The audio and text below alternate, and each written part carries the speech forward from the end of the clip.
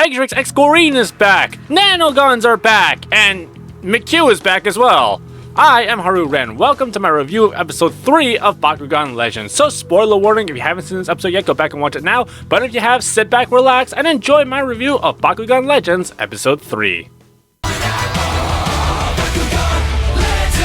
The first part is the Nova Technique, part 1. The Awesome Brothers are training to master hitting the Nova Cores with their Bakugan, though the results of hitting the Nova Cores end up giving the Bakugan power-ups to seem random, like Dan wanting Baku Gear but ended up getting Strength Mode. Seriously?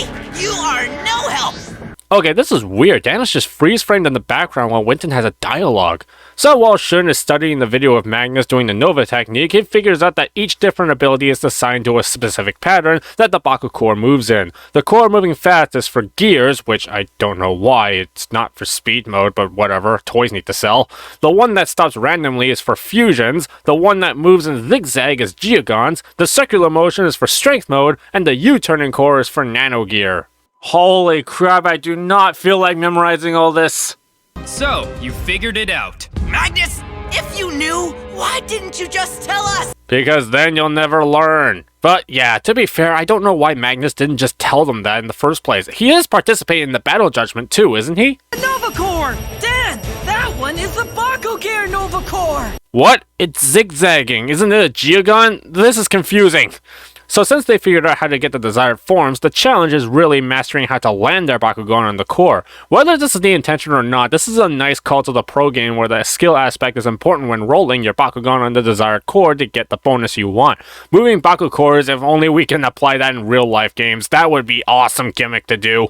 So everyone trains on their own to figure out a style they can use to hit their targets. Ajit practices and increases his focus and concentration. Lightning learns from a Grandmaster Dog on how to catch and throw. Leah learns by analyzing herself and figuring out what she does wrong, so she learns to be more patient when seeing a core, and she applies what she learns by battling Marco. Jeez, the animation for Marco has changed so much, he looks so tired. But hey, we got Pegatrix X Goreen back. In part 2, where we continue, seriously, this is better suited if it was just a singular episode. Cartoon Network suggestions are stupid!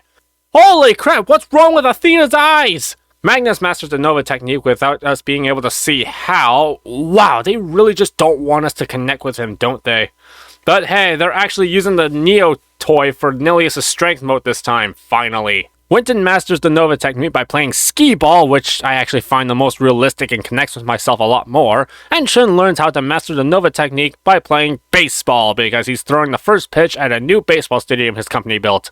Though the only reason I enjoy this episode is because of one reason. Look at all the things each member of the Awesome Brothers does to master their Nova Technique. They apply stuff they learned or what they're good at to learn something new. Winton used Skee Ball to learn how to control direction of throws, Leah learned from watching past attempts, and Ajit used previous training to master Nova throwing. This episode really teaches us that learning something new can be made easier and fun if you take parts of things you already know and apply it to what you don't know, creating perfect harmony. I think that this is a great lesson to teach kids that could be struggling to learn new things, as these are great life lessons and messages to be giving. Not only is it relevant to the plot of the show, but it is actually great life advice to the audience.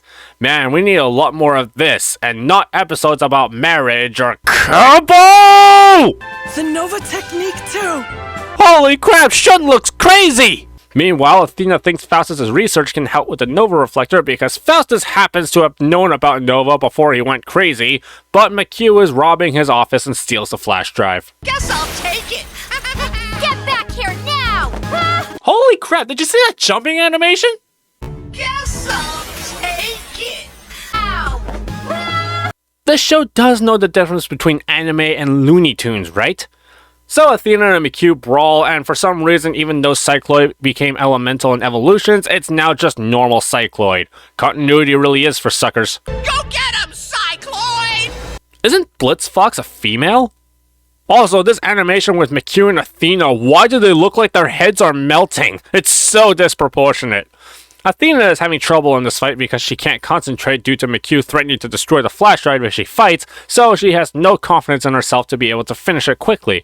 But Athena goes back to her confident self and manages to regain her focus and her natural determination back, and she hits the Nova Core to summon Scorcher. Man, if only Nanoguns actually returned to the toy line. And then she gets the flash drive back to close the episode.